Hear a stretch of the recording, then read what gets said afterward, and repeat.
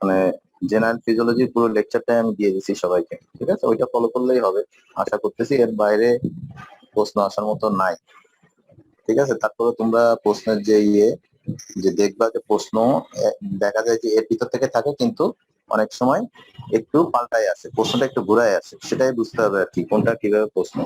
এই জন্য অবশ্যই তোমরা প্রশ্ন ব্যাংক খেয়াল করবে। প্রশ্ন ব্যাংক পাওয়া যায়, তাই না? কয়েক বছরের, 5 থেকে 7 বছরের, অন্তত 7 বছরের এক একটা দেখা যাবে জেনারেল ফিজিওলজিতে 7 বছরে কি কি প্রশ্ন আসছে।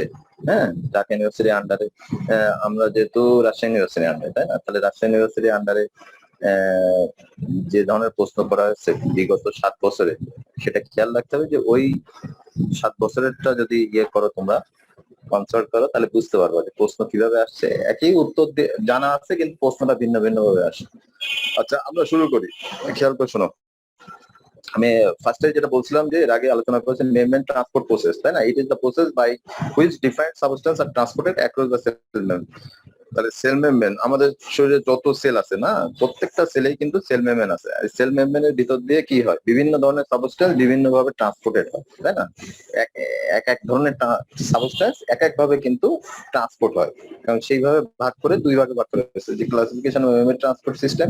একটা হচ্ছে মেমব্রেন ট্রান্সপোর্ট প্রসেস ফর মাইক্রোমলিকুলস, যেগুলো অনেক ছোট ছোট মলিকুলস, তাই না? সেগুলোকে বলা হচ্ছে মাইক্রোমলিকুলস, সেগুলো হচ্ছে ট্রান্সপোর্ট প্রসেস। আর একটা হচ্ছে membrane transport process for macromolecules. Macro হচ্ছে মাইক্রো থেকে কিছুটা বড়।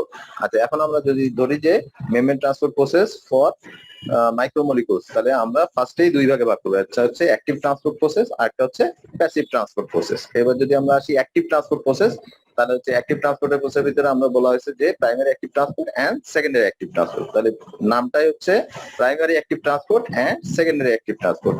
এন্ড দেন আসবে হচ্ছে secondary active transport. Secondary active transport পুনরায় আবার 2 ভাগে ভাগ করা যায়। একটা হচ্ছে কো ট্রান্সপোর্ট, সাথে নিয়ে ট্রান্সপোর্ট করা হয়, তাই না? আর আরেকটা হচ্ছে কাউন্টার ট্রান্সপোর্ট, মানে হচ্ছে একটা সেলের ভিতর ঢুকবে, একটা আয়ন সেলের ভিতর ঢুকবে, ভাইস ভার্সা কি করবে, আর একটা আয়ন সেল থেকে বাইরে বের করে দেবে, সেটাকে বলা হচ্ছে কাউন্টার ট্রান্সপোর্ট। এই দুটো মিলে হচ্ছে সেকেন্ডারি অ্যাক্টিভ ট্রান্সপোর্ট। আর প্রাইমারি অ্যাক্টিভ ট্রান্সপোর্ট তো আছে আর কি। আচ্ছা, এখানে বলে দিই প্রাইমারি অ্যাক্টিভ ট্রান্সপোর্ট হচ্ছে মেনলি একটা, আমরা যদি বলি যে আমাদের সারা শরীরে, তাই না, যত সেল আছে প্রত্যেকটা সেলেই একটা বিভিন্ন ধরনের চ্যানেল আয়ন থাকে, তাই না? আয়নের চ্যানেল থাকে, কিন্তু অবশ্যই সোডিয়াম পটাশিয়াম পাম্প আছে। সোডিয়াম পটাশিয়াম পাম্প ছাড়া কিন্তু কোনো সেলই নাই। প্রত্যেকটা সেলেই সোডিয়াম পটাশিয়াম পাম্প আছে, এবং সোডিয়াম পটাশিয়াম পাম্প হচ্ছে কিভাবে কাজ করে, প্রাইমারি অ্যাক্টিভ ট্রান্সপোর্ট, তাই না? সোডিয়াম পটাশিয়াম ট্রান্সপোর্ট হচ্ছে প্রাইমারি অ্যাক্টিভ ট্রান্সপোর্টের ভিতরে পড়ে, ঠিক আছে? এবং এখানে সোডিয়াম পটাশিয়াম পাম্প বা প্রাইমারি অ্যাক্টিভ ট্রান্সপোর্টের ডাইরেক্ট কি লাগে, ক্যারিয়ার, ওই এটা তো এটা ট্রান্সপোর্ট প্রসেস, মানে এখানে ক্যারিয়ার প্রোটিনও আছে, আবার এখানে কি আছে, এখানে অবশ্যই এনার্জি লাগে ডাইরেক্টলি। প্রাইমারি অ্যাক্টিভ ট্রান্সপোর্ট মানে এখানে প্রাইমারিলি অথবা ডাইরেক্টলি একটা হাই এনার্জি ইউজ হয়, ঠিক আছে? আর আরেকটা যেটা আসছে secondary active transport. Secondary active transport বলতে এটা প্রাইমারি অ্যাক্টিভ ট্রান্সপোর্টের কারণে আমাদের সেলের ভিতরের সাথে বাইরের একটা কি কনসেন্ট্রেশন গ্রেডিয়েন্ট তৈরি হয়। সেটা আমি বুঝাই দেবো, আবার বলে দেবো। তাহলে কনসেন্ট্রেশন গ্রেডিয়েন্ট তৈরি হওয়ার কারণে সেকেন্ডারি অ্যাক্টিভ ট্রান্সপোর্টটা সম্ভব হয়। আর প্রাইমারি অ্যাক্টিভ ট্রান্সপোর্ট যদি কোনো সেলে না হয়, সেখানে কিন্তু সেকেন্ডারি অ্যাক্টিভ ট্রান্সপোর্ট আর হবে না, ঠিক আছে? এই জন্য primary active transport sodium potassium পাম্পের গুরুত্ব বেশি আর কি। আচ্ছা, এখন আমরা যদি আসি যে পরবর্তীতে যেটা প্যাসিভ ট্রান্সপোর্ট। প্যাসিভ ট্রান্সপোর্টের ভিতরে এটা হচ্ছে ডিফিউশন আর হচ্ছে অসমোসিস, 2 ভাগে ভাগ করেছে। এটা ডিফিউশন, অসমোসিস। অসমোসিসের কোনো ক্লাসিফিকেশন নাই। আর ডিফিউশনকে কি করা হয়েছে, ডিফিউশনকে হচ্ছে 2 ভাগে ভাগ করা হয়েছে। ডিফিউশনকে 2 ভাগে ভাগ করেছে, একটা হচ্ছে সিম্পল ডিফিউশন আর একটা হচ্ছে ফ্যাসিলিটেটেড ডিফিউশন। একটা সিম্পল ডিফিউশন আর একটা হচ্ছে ফ্যাসিলিটেটেড ডিফিউশন। এখন আসলে যে যেটা বলছিলাম যে membrane transport process of for macromolecules. আচ্ছা, আমি একটু দ্রুত বলে যাব, যেহেতু আগেই পড়া আছে, তোমাদের সবাইকে আমি লেকচারও দিয়ে দিছি, আগেও করা হয়েছে, এই জন্য দ্রুত বলে যাব। তোমরা একটু দ্রুত বোঝার চেষ্টা করবা, একটু দেখে গেলে হবে, স্লাইড গুলো বুঝতে পারবা। আচ্ছা, তাহলে ম্যাক্রোমলিকুলস এর ক্ষেত্রে 2 ভাগে ভাগ আছে। একটা হচ্ছে এন্ডোসাইটোসিস আর একটা হচ্ছে এক্সোসাইটোসিস। একটা হচ্ছে এন্ডোসাইটোসিস। এন্ডোসাইটোসিস তার মানে কি, সেলের ভিতরে গ্রহণ করে নেয়, তাই না? একটা এন্ডোসাইট তৈরি করে এন্ডোসাইটোসিস প্রক্রিয়া, যেমন হচ্ছে পিনোসাইটোসিস এন্ড ফ্যাগোসাইটোসিস। যদি মলিকুলসটা একটু বড় হয়, তাই না, তাহলে সেটাকে বলা হচ্ছে ফ্যাগোসাইটোসিস প্রক্রিয়া কারা? পিনোসাইটোসিস মানে যদি কোনো কি ওই ইয়ে থাকে, লিকুইড টাইপের কোনো অর্গানিজম বা যে কোনো কিছু থাকে সেটাকে পিনোসাইটোসিস হিসেবে গ্রহণ করে। সেটা হচ্ছে এন্ডোসাইটোসিসের ভিতরে আমার দুইটা ভাগ, একটা হচ্ছে পিনোসাইটোসিস, ফ্যাগোসাইটোসিস, আর আরেকটা হচ্ছে এক্সোসাইটোসিস। তাহলে এক্সোসাইটোসিস প্রক্রিয়ায়ও কি হয়, সেল থেকে বের হয়ে যায়, সেল থেকে বের হয়ে যায়, যেটা তৈরি হয় বিভিন্ন ধরনের, আমরা জানি প্রোটিন সিনথেসিস হয়, তাই না? সেলের ভিতরে কি তৈরি হয়? প্রোটিন সিনথেসিস হয়। আসসালামু আলাইকুম স্যার। এই প্রোটিন সিনথেসিস যেগুলো হয়, প্রোটিন গুলো তৈরি হয়, সেগুলো কিন্তু প্রত্যেকটা হচ্ছে এক্সোসাইটোসিসের মাধ্যমে সেল থেকে বের হয়ে যায়। হ্যাঁ, কেউ কিছু বলতেছিল? স্যার আমাদের অনেকে স্যার ঢুকতে পারতেছে না স্যার, 100 পার্টিসিপেন্ট বলতেছে যে 100 জন আচ্ছা পূর্ণ আচ্ছা হয়ে গেছে। আচ্ছা, ঠিক আছে, অসুবিধা নাই, অসুবিধা নাই। যারা ঢুকতে পারছে না পার্সেন্টেজ দিয়ে দেবে। শোয়েব আসো না? শোয়েব আসো, এদিকে উৎস আসো, শোয়েব আসো, আইএমসি এই এসএমসি 10 এর শোয়েব আসো না আজকে? শোয়েব, শোয়েব নাই? একরোল কে আসো 10 এর? একরোল। আদাব স্যার, হ্যাঁ, কত রোল? আমি রিয়া ঘোষ। আচ্ছা এক আচ্ছা, কত রোল। রোল তোমার? এক রোল। আচ্ছা, রিয়া ঘোষ। যারা ঢুকতে পারে না, এটা পুরনো আলোচনা, ঠিক আছে, অসুবিধা নাই। যারা ঢুকতে পারে নাই, এটা পুরনো আলোচনা আচ্ছা বলে দাও। এটা আমি দুইটা ক্লাস একসাথে নিচ্ছি তো 100 এর বেশি নিবে না, অর্থাৎ এটা কোনো প্রবলেম না। দরকার হলে আমি আবার বুঝাই দেবো, সেটা একেবারে জেনারেল ফিজিওলজি আমরা শেষ করে তারপরে আমি দরকার হলে আবার একটা ক্লাস নেবো, এটা করে, ঠিক আছে? আর হচ্ছে যারা ঢুকতে পারলো না তাদের পার্সেন্টেজটা আলাদাভাবে তুমি আমাকে দিয়ে দিও, ঠিক আছে? আচ্ছা স্যার। আচ্ছা, আচ্ছা ওকে ওকে। আচ্ছা, এটা কোনো সমস্যা না। আর এদিকে উৎস আছে, উৎস, জি স্যার। উৎস আছো? জি আচ্ছা, স্যার। তোমার ওই একই একই নির্দেশনা, যারা যদি কেউ না জি ঢুকতে স্যার। পারে, ঠিক আছে, দরকার হলে আমি জি পরে স্যার। আবার আলাদাভাবে ক্লাস নিয়ে নেবো, কোনো সমস্যা নাই। যারা ঢুকবে পার্সেন্টেজটা আমাকে দিয়ে দেবো, ওদেরকে টেনশন করার কোনো কারণ নাই। 100% পার্টিসিপেন্ট হতে পারবে তো, তার বেশি হতে পারবে না। ওদেরকে একটু ইয়ে করিও, এনশিওর করিও, জি আর স্যার। পার্সেন্টেজটা দিয়ে দিও। আচ্ছা, এখন আমরা আসি যে এখানে একটা ইম্পর্টেন্ট জিনিস, যে আমরা অনেক সময় বইয়ে দেখি যে সিমপোর্ট আর হচ্ছে অ্যান্টিপোর্ট। সিমপোর্ট, সিমপোর্ট কথাটা আসছে হচ্ছে কো ট্রান্সপোর্ট থেকে, সিমপোর্ট, তাই না? একই সাথে নিয়ে যায় সিমপোর্ট। কো ট্রান্সপোর্টের আরেকটা নাম হচ্ছে সিমপোর্ট, আর কাউন্টার ট্রান্সপোর্টের আরেকটা নাম হচ্ছে অ্যান্টিপোর্ট, তাই না? তাহলে কো ট্রান্সপোর্টের একটা নাম হচ্ছে সিমপোর্ট, আর কাউন্টার ট্রান্সপোর্টের আরেকটা নাম হচ্ছে অ্যান্টিপোর্ট। আচ্ছা, আমরা এখন আসি যে ভেরি মাচ ইম্পর্টেন্ট একটা কোশ্চেন, যে অ্যাক্টিভ ট্রান্সপোর্ট এবং প্যাসিভ ট্রান্সপোর্টের ভিতরে পার্থক্য কি? অ্যাক্টিভ এবং প্যাসিভের ভিতরে পার্থক্য হচ্ছে মুভমেন্ট, অ্যাক্টিভ হচ্ছে movement of substance occurs against the concentration gradient, তাই না? From lower to higher concentration. তার মানে সেল মেমব্রেন ধরো, সেল মেমব্রেনের তাহলে বাইরের দিকে কি আছে? বাইরের দিকে হায়ার কনসেন্ট্রেশন আছে, আর সেলের ভিতরের দিকে কি আছে? Lower concentration. তো সাধারণত আমরা জানি কি হয়, একটা মলিকুলস হচ্ছে হাই কনসেন্ট্রেশন, বেশি আছে সেখান থেকে কমের দিকে যায়, তাহলে সেটাকে বলা হচ্ছে অ্যালং দ্য কনসেন্ট্রেশন গ্রেডিয়েন্ট, তাই না? বেশি আছে সেখান থেকে কমে যাচ্ছে, সেটাকে বলা হচ্ছে অ্যালং দ্য কনসেন্ট্রেশন, কনসেন্ট্রেশনের অ্যালং এ যাচ্ছে। আর এগেনস্ট দ্য কনসেন্ট্রেশন গ্রেডিয়েন্ট মানে হচ্ছে বিপরীতে, বিপরীতে যাচ্ছে, মানে যেদিকে বেশি আছে কম থেকে সেই দিকেই যাচ্ছে, তাই না? সেটা হচ্ছে এগেনস্ট দ্য কনসেন্ট্রেশন গ্রেডিয়েন্ট। এই জন্য কিন্তু এগেনস্ট দ্য কনসেন্ট্রেশন গ্রেডিয়েন্ট যেতে গিয়ে কিন্তু এখানে এনার্জি খরচ হয়। অ্যাক্টিভ ট্রান্সপোর্ট তাহলে কি বলতেছে, যে movement of substance occurs against the concentration gradient, এখন ব্র্যাকেটে দিয়ে আছে from lower to higher concentration. আচ্ছা, আরেকটা আসি আমরা প্যাসিভ ট্রান্সপোর্টে, কি movement of substance occurs along the concentration gradient. সেখানে প্যাসিভ ট্রান্সপোর্টের ক্ষেত্রে কিন্তু হয় হচ্ছে, প্যাসিভ ট্রান্সপোর্টের ক্ষেত্রে হয় হচ্ছে কেউ লিড করছে। আচ্ছা, movement of substance along the concentration মানে হচ্ছে প্যাসিভ ট্রান্সপোর্টের ক্ষেত্রে যেটা নরমালি হয় সেটা হচ্ছে higher to lower concentration, higher to lower concentration, সবই নরমাল কন্ডিশন, কোনোটা অ্যাবনরমাল না। যাও, একটা হচ্ছে অ্যালং দ্য কনসেন্ট্রেশন গ্রেডিয়েন্ট, আর হচ্ছে আরেকটা এগেনস্ট।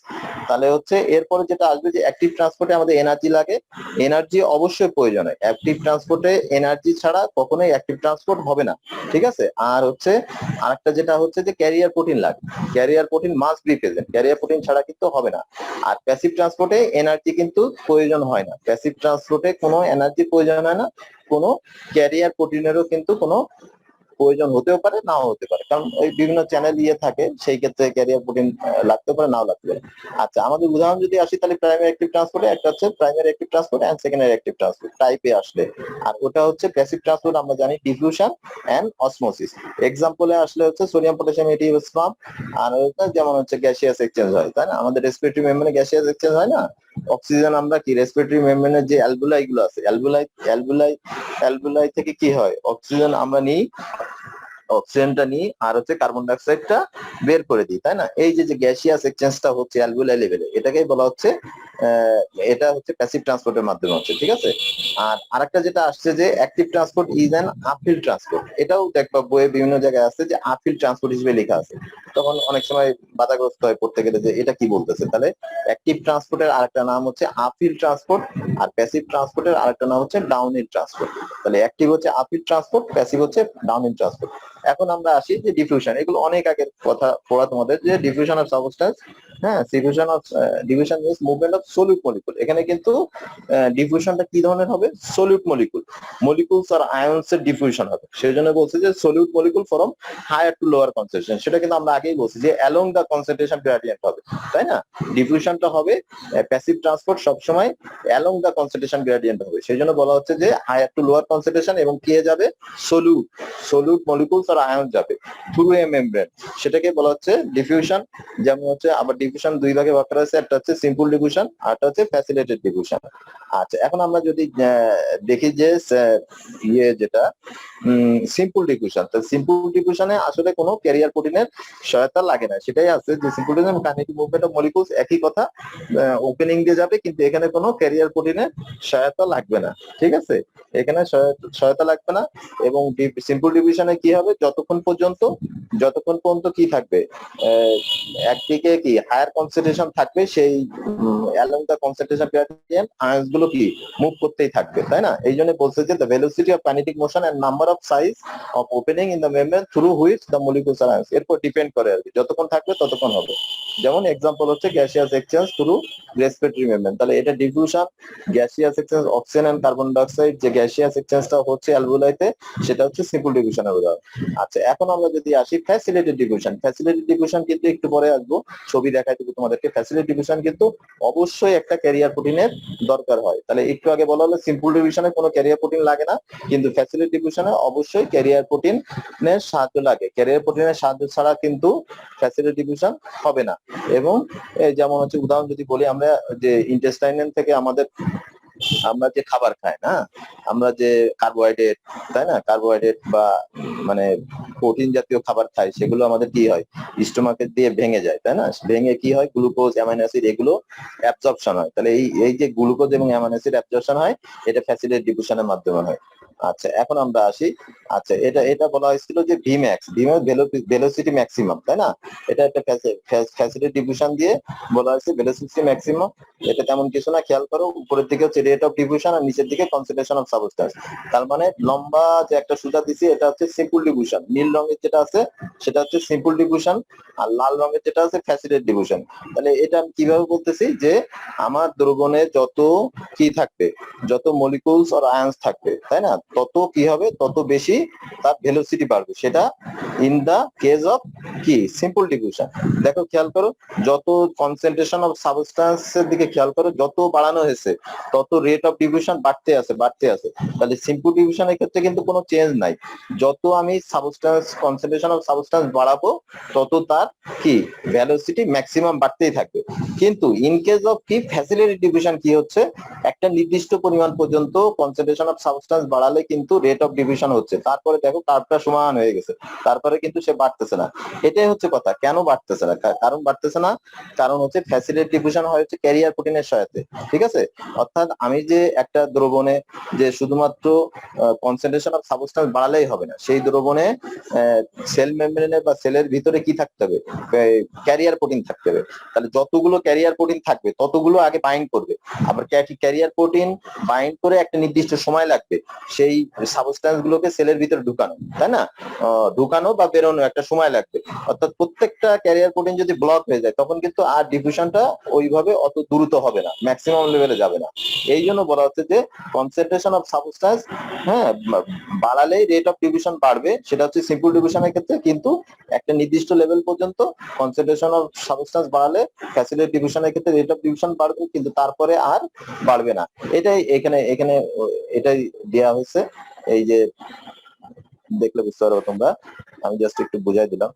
আচ্ছা, এটা ওইটা এক্সপ্লানেশন। এই যে খেয়াল করো, এই যে যেটা বলা হচ্ছে ফ্যাসিলিটি ডিভিশনে খেয়াল করো, এই যে ট্রান্সপোর্টের সাবস্টেন্স, একটা সাবস্টেন্স বাইরে থেকে, একটা হচ্ছে সেলের ইনসাইড আর একটা সেলের আউটসাইড। তাহলে আউটসাইড থেকে একটা ট্রান্সপোর্টের মলিকুল আসলো, হরমোনস হতে পারে, যে কোনো সাবস্টেন্স হতে পারে, ড্রাগ হতে পারে, যে কোনো কিছু হতে পারে। সেটা হচ্ছে কি করতেছে, এই দেখো বাইন্ডিং পোর্শন আছে, তাই না, একটা রিসিপ্টর আছে, সেখানে এসে কি করতেছে, বাইন্ড করতেছে। বাইন্ড করে কি করতেছে, এই যে ক্যারিয়ার প্রোটিনের কনফরমেশন চেঞ্জ হচ্ছে, তারপরে কি করতেছে, তাহলে সেলের ভিতরে কি করতেছে, এটাকে ঢুকাই দিচ্ছে, তাই না। এই হচ্ছে কি ফ্যাসিলিটি ডিভিশনের একটা আর কি চিত্র আর কি, যেটা দেখলে তোমরা বুঝতে পারবে। ক্যারিয়ার প্রোটিন আছে, যাকে বাইন্ড করবে, বাইন্ড করার পরে একটা কনফার্মেশনাল চেঞ্জ হবে, চেঞ্জ হওয়ার পরে কি করবে, ওইটা ভিতরে রিলিজ হবে। তাহলে এখানে দুইটা মোশন তৈরি হয়, একটা হচ্ছে বাইন্ডিং ফোর্স তৈরি হয়, প্রথম দিকে বাইন্ডিং ফোর্স তৈরি হয়, তারপরে কি হয়, কাইনেটিক একটা মোশন তৈরি হয়, তারপরে ভিতরে যখন চলে যায় তখন হচ্ছে একটা কি থার্মাল একটা হয়, থার্মাল একটা চেঞ্জ হয়ে ওটাকে রিলিজ করতে সহায়তা করে। আচ্ছা, এটা হচ্ছে ফ্যাসিলিটি ডিফিউশন। এখন আমরা যদি আসি অসমোসিস, তাহলে আমাদের ডিফিউশনের ভিতর সাথে অসমোসিস আসলে পার্থক্যটা কোথায়? তাহলে পার্থক্য কিন্তু মেন পার্থক্য একটা আছে, হচ্ছে ডিফিউশনে কিন্তু সলিউট অথবা মলিকুল আর আয়নস এর মুভমেন্ট হচ্ছে, আর অসমোসিসের ক্ষেত্রে কিসের মুভমেন্ট হয়, সলভেন্ট, যেমন ওয়াটার, তাই না, movement of solvent molecules from lower to higher concentration of solute. তাহলে খেয়াল করো যে সলভেন্ট মলিকুলের মুভমেন্ট হবে, কিন্তু দ্রবণটা কেমন থাকবে, lower to higher concentration of solute, lower to higher concentration of সলিউটের দিকে যাবে, মুভমেন্ট অফ সলভেন্ট হবে through a semi permeable membrane is called osmosis. আবারও আমি একটু বলে দিচ্ছি যে ডিফিউশনের ক্ষেত্রে আমরা দেখে আসছি সলিউট মলিকুলস আর আয়নস এর মুভমেন্ট হয় শুধুমাত্র, তাই না, মেনলি ওইটা মুভমেন্ট হচ্ছে। আর অসমোসিসের ক্ষেত্রে যখন আমরা মুভমেন্টের কথা বলবো তখন বলবো মুভমেন্ট অফ সলভেন্ট মলিকুলস। তাহলে মুভমেন্ট অফ সলভেন্ট মলিকুলস, দ্রবণটা কেমন থাকবে, lower to higher concentration of solute, lower to higher concentration of solute through a semi permeable membrane is called osmosis. এখন আমরা যদি একটা উদাহরণ ধরি, তাহলে হচ্ছে অসমোসিসের উদাহরণ আমরা ধরতে পারি রেনাল টিউবুলস। হ্যাঁ, আমি তোমাদেরকে বলছি যে রেনাল ডিস্টাকম্বেট টিউবুলস বা কিছু টিউবুলস আছে, যেখান থেকে কি হয় ওয়াটারটা রিঅ্যাবজর্পশন হয়। তাহলে ওই যে ওখান থেকে যে ওয়াটারটা রিঅ্যাবজর্পশন হয়, সেটা অসমোসিস প্রসেসের মাধ্যমে হয়। তাহলে example of osmosis water reabsorption in the renal tubules, এটা একটা দেওয়া যায়। আর অসমোটিক প্রেসার বলা হচ্ছে যে এই যে অসমোসিসটাকে যদি প্রিভেন্ট করতে হয় বা স্টপ করতে হলে যতটুকু কি প্রেসার আমাকে প্রয়োগ করতে হয়, যেমন এক জায়গা থেকে ওয়াটার রিঅ্যাবজর্পশন হচ্ছে, তাহলে আমি ওখানে ওয়াটার রিঅ্যাবজর্পশনটাকে কি করবো, বন্ধ করে দেবো। তা বন্ধ করে দিতে গেলে অপোজিট সাইড থেকে যতটুকু ফোর্সটা আমাকে দিতে হবে, সেই অ্যামাউন্ট অফ ফোর্সটাকে বলা হচ্ছে, প্রেসারটাকে বলা হচ্ছে অসমোটিক প্রেসার। তাহলে the amount of pressure required to stop osmosis is called the osmotic pressure. আচ্ছা, এখন আসো যে ডিফিউশন অসমোসিস যেটা বলা হয়েছে ওইদিকে, ওইটাই শুধু দেখে নিবে তোমরা। এই যে মুভমেন্ট অফ সলিড মলিকুলস আর movement of solvent molecules, semi permeable membrane must be present. আচ্ছা, এরপরে আসো যে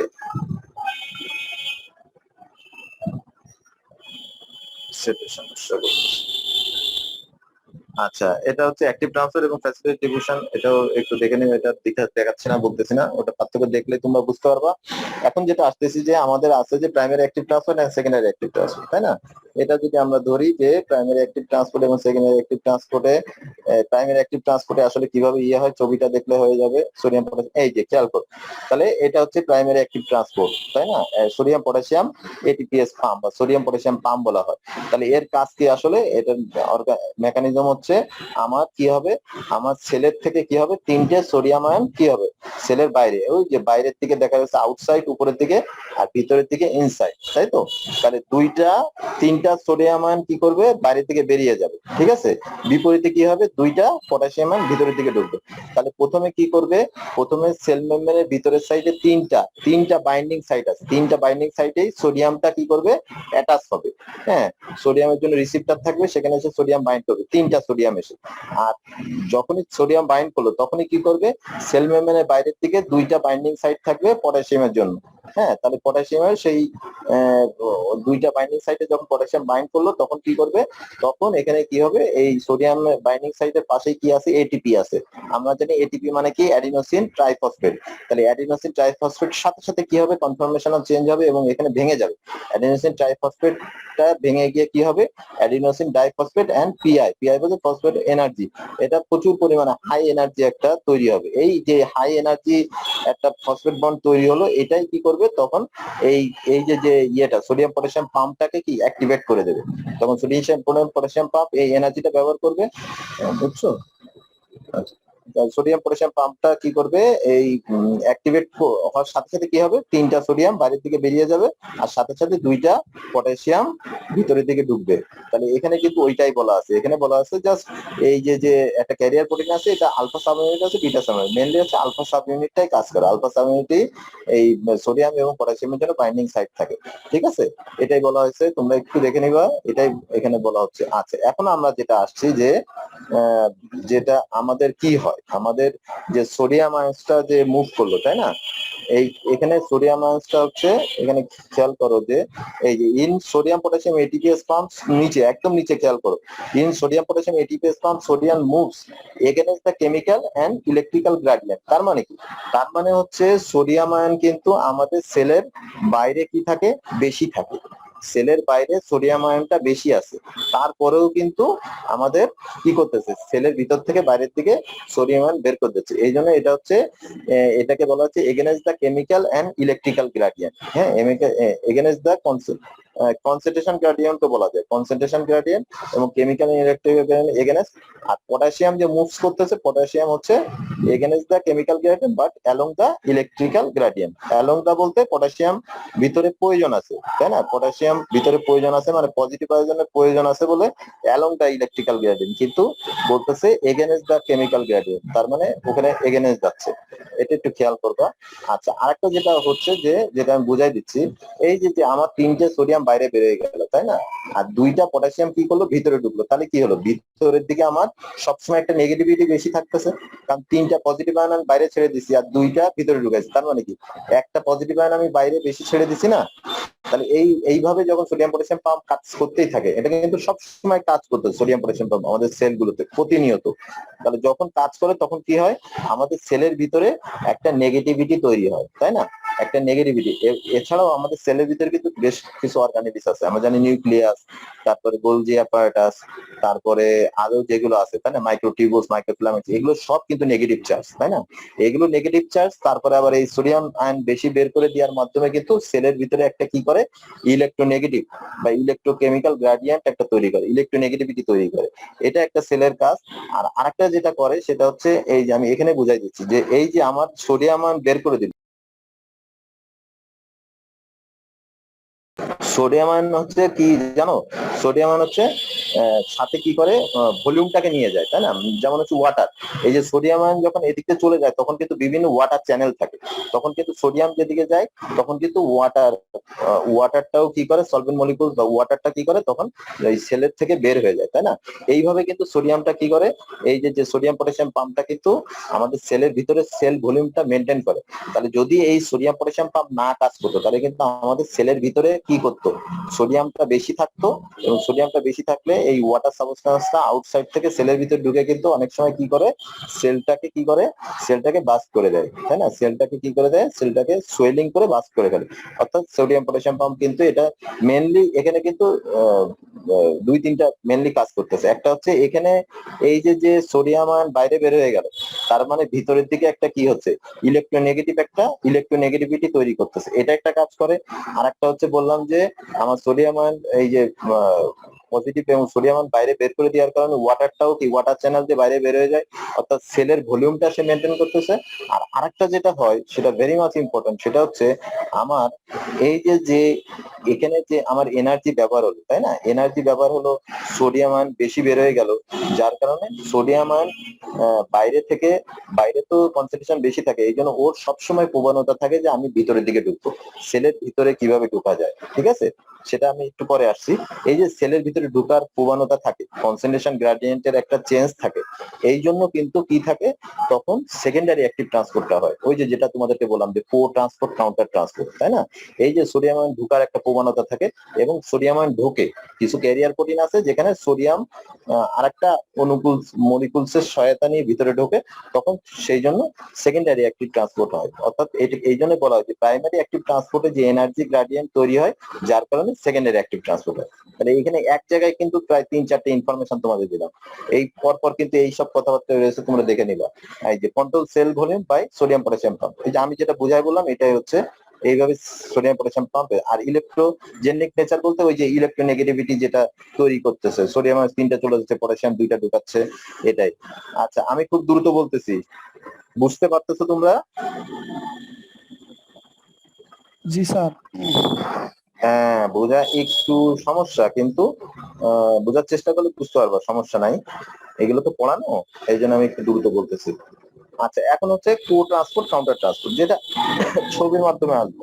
এই দেখো খেয়াল করো, একটা ছবি আমরা দেখতে পাচ্ছি, জাস্ট ছবিটা দেখো, যে আমার সেলের আউটসাইড, ওই যে সোডিয়াম গ্লুকোজ যেদিকে আছে উপরের দিকে, সেটা হচ্ছে সেলের আউটসাইড।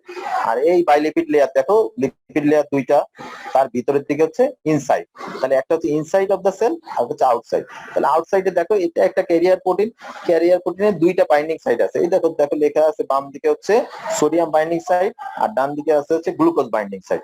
তাহলে এই যে আমি যেটা বলছিলাম যে সেকেন্ডারি অ্যাক্টিভ ট্রান্সপোর্ট এবং প্রাইমারি অ্যাক্টিভ ট্রান্সপোর্টের কারণে, দেখো খেয়াল করো, এটা একটা ক্যারিয়ার প্রোটিন, যেটা সোডিয়াম সবসময় চেষ্টা করতেছে আমি সেলের ভিতরে কিভাবে ঢুকবো, তাই না? আমার সেলের ভিতরে সোডিয়াম কম আছে, ইলেকট্রোনেগেটিভ আছে, অর্থাৎ পজিটিভ একটা আয়ন যে কি করবে, সেটাকে সাম্যতা বজায় রাখবে, সেই জন্য সোডিয়াম চেষ্টা করে তাড়াতাড়ি বাইন্ড করবো। তাহলে এই সোডিয়াম বাইন্ডিং সাইটে গিয়ে কি করবে, সোডিয়াম সাথে সাথে বাইন্ড করে ফেলবে, সাথে সাথে ও ওয়েট করতেছে যে গ্লুকোজ আছে কিনা, তাই না?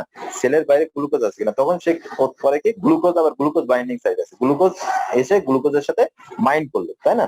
সাথে সাথে যখনই গ্লুকোজ বাইন্ড করে, তখনই সোডিয়াম যে ভিতরে ঢুকলো, তখন এই যে যে সোডিয়াম আয়ন যে আমার কনসেন্ট্রেশন যে একটা পার্থক্য আছে কনসেন্ট্রেশন গ্রেডিয়েন্টের জন্য, তাহলে সোডিয়ামটা কি করে, তখন সোডিয়ামটাই ঢুকে যায়। সোডিয়ামটা যখন বাই ফোর্স ঢুকে যায়, তখনই কি হয়, তখনই গ্লুকোজটার সাথে সাথে গ্লুকোজও ঢুকে যায়, ঠিক আছে? এই জন্য বলা হচ্ছে এখানে একটা কনফার্মেশনাল চেঞ্জ হয়। এটা সোডিয়াম, এই জন্য এটা যাচ্ছে হচ্ছে সোডিয়াম হচ্ছে কি যাচ্ছে, সোডিয়াম হচ্ছে অ্যালং দ্য কনসেন্ট্রেশন গ্রেডিয়েন্ট, তার মানে সোডিয়াম বাইরে বেশি আছে, ভিতরে কম আছে, অ্যালং দ্য কনসেন্ট্রেশন গ্রেডিয়েন্ট। আর গ্লুকোজটা কি, গ্লুকোজটা যায় হচ্ছে এগেনস্ট দ্য কনসেন্ট্রেশন। আমরা অনেক সময় ভাই জিজ্ঞেস করি এই কো ট্রান্সপোর্টের কি একটা উদাহরণ দাও, তখন আমরা অনেক সময় জিজ্ঞেস করি যে আচ্ছা সোডিয়ামটা কেমন যাচ্ছে কনসেন্ট্রেশন, তখন তোমরা খেয়াল করে বলবো যে সোডিয়ামটা যাচ্ছে অ্যালং দ্য কনসেন্ট্রেশন, মানে হাই থেকে লো, আর হচ্ছে গ্লুকোজটা হচ্ছে লো থেকে হাই যাচ্ছে। বাইরে কিন্তু গ্লুকোজ বেশি নাই, সেলের ভিতরে গ্লুকোজ বেশি থাকে, তারপরেও ওই সোডিয়াম গ্লুকোজটার সাথে নিয়ে ভিতরে ঢুকে যায় বাই ফোর্সলি, সেই জন্য গ্লুকোজ যাবে হচ্ছে এগেনস্ট দ্য কনসেন্ট্রেশন। এই দেখো ছবিতেই লেখা আছে, তাই না? ছবিটা পড়লে বুঝতে পারবা যে example of co transport, sodium glucose and sodium amino acid co-transport in renal tubules. Renal tubules এটা হয়, here transport of sodium occurs along the concentration gradient and transport of other substance occur against the concentration. সেটা আদার substance বলতে গ্লুকোজও হতে পারে, আবার কি হতে পারে, অ্যামিনো অ্যাসিড হতে পারে, হ্যাঁ আরো কিছু সাবস্টেন্স আছে যেগুলো এইভাবে হয়। এটা হচ্ছে কো ট্রান্সপোর্টের উদাহরণ। এখন আমরা যদি আসি কাউন্টার ট্রান্সপোর্ট, সেম জিনিস জাস্ট এটা কাউন্টার, যেটা বলতেছিলাম একজন সেলের ভিতরে ঢুকবে আর একজন সেলের বাইরে ঢুকবে, ঠিক আছে? তাহলে এই দেখো সেলের আউটসাইডে দিয়ে আছে, সেলের আউটসাইডে সোডিয়াম দিয়ে আছে, তাই না? আর ইনসাইডে একদিকে আছে ক্যালসিয়াম আর একদিকে হাইড্রোজেন। তাহলে এই যে রিসিপ্টর থাকে বাইরের দিকে, এই ক্যারিয়ার প্রোটিনে কি থাকে, বাইরের দিকে রিসিপ্টর থাকে সোডিয়ামের জন্য 2টা ক্ষেত্রে, আর ভিতরের দিকে একজনের আছে ক্যালসিয়াম আর একজনের আছে হাইড্রোজেন। তাহলে এই ক্ষেত্রে কিন্তু কি হচ্ছে, কাউন্টার ট্রান্সপোর্ট হচ্ছে। খেয়াল করো, সোডিয়ামটা ঢুকে যাচ্ছে যখনই কনসেন্ট্রেশন গ্রেডিয়েন্টের জন্য তার প্রয়োজন সেলের ভিতর ঢোকা, যখনই ঢুকে যাচ্ছে তখন ক্যালসিয়ামটা বেড়ে যাচ্ছে, আর এদিকে সোডিয়ামটা যখন ঢুকে যাচ্ছে তখন হাইড্রোজেন একটা হচ্ছে। এটা হচ্ছে আচ্ছা, কোনো প্রশ্ন আছে? আজকের আলোচনায় কোনো প্রশ্ন আছে কারোর? স্যার একটা প্রশ্ন আছে। হ্যাঁ বলো। স্যার এই শোনা সোডিয়াম যাচ্ছে না। পটাশিয়াম পাম্পে তো স্যার সোডিয়াম পটাশিয়াম পাম্পে তো ভিতর থেকে সোডিয়াম আর বের হয়ে যাচ্ছে, শোনা যাচ্ছে না, তোমার লাইনটা মানে কেটে যাচ্ছে। হ্যাঁ আবার বলো, প্রশ্নটা আবার বলো। সোডিয়াম পটাশিয়াম পাম্পে তো ভিতর থেকে সোডিয়াম আয়ন বের হয়ে যাচ্ছে, একটা পটাশিয়াম আর ভিতরে ঢুকছে 2টা পটাশিয়াম আয়ন। হ্যাঁ 3টে সোডিয়াম আয়ন বেড়ে যাচ্ছে, হ্যাঁ 3টা বের হয়ে যাচ্ছে আর 2টা পটাশিয়াম ঢুকছে। তাহলে ভেতরে তো স্যার একটা পজিটিভ আয়ন ঘাটতি আছে, তাহলে এখন নেগেটিভিটি কিভাবে হলো? নেগেটিভিটি তোমার পজিটিভ যদি তোমার সেলের একটা তো ভিতরে, পজিটিভ ঘাটতি আছে ঠিক আছে খেয়াল করো, জি স্যার হ্যাঁ আমি বলতেছি তোমার সেলের ভিতরে দুইটা ব্যাপার, একটা হচ্ছে যে অর্গানেলিস গুলো আমাদের সেলের ভিতর থাকে অধিকাংশ অর্গানেলিস সব কি নেগেটিভ চার্জ, এক নম্বর কথা খেয়াল করো। আর আরেকটা হচ্ছে আমার সেলের ভিতরে হচ্ছে 3টা সোডিয়াম আয়ন হচ্ছে পজিটিভ আয়ন, আবার পটাশিয়ামও কিন্তু পজিটিভ আয়ন, দুইটাই কিন্তু পজিটিভ আয়ন, খেয়াল করো। এখন আমার 3টে সোডিয়াম কি বের হয়ে গেল আর 2টা পটাশিয়াম ঢুকলো, তাহলে আমার পজিটিভ আয়ন একটা এক্সট্রা বের হয়ে গেল না সেল থেকে, জি স্যার খেয়াল করছো? জি স্যার 3 থেকে 2 মাইনাস করলাম, তাহলে একটা আমার বেশি বের হয়ে গেল না সেল থেকে। তাহলে সেলের গায়ে তো তোমার এই একটা মাত্র তোমার এটিপিএস পাম্প থাকে না, অনেক এটিপিএস পাম্প থাকে, তাই না? এক একটা সেলে অনেক এটিপিএস পাম্প থাকে এবং বলা হচ্ছে যে মানে প্রতিনিয়ত সেকেন্ডের পর সেকেন্ডে কিন্তু কাজ করতেই আছে। এটা কিন্তু এটিপিএস পাম্প বন্ধ থাকে না, যে আমি ঘুমায় আছি বলে আমার এটিপিএস পাম্প রেস্ট নিচ্ছে তা না, অলওয়েজ কিন্তু এটিপিএস পাম্প কাজ করতেছে। তাহলে অলওয়েজ যদি কাজ করে তাহলে সবসময় কিন্তু মনে হতে পারে তোমার কাছে যে স্যার একটা মাত্র পজিটিভ গেল তাতেই নেগেটিভ হয়ে গেল, কিন্তু না, অল টাইম যদি কাজ করে এবং এইভাবে অসংখ্য যখন এটিপিএস পাম্প তোমার কাজ করবে তখন কি হবে, তখন নেগেটিভিটি বাড়বে না। বুঝতে পারছো এবার? জি স্যার বুঝতে পারছি আচ্ছা এটাই হচ্ছে কথা। ওকে, আর সবাই আর আর কারো কোনো প্রশ্ন আছে কোথাও?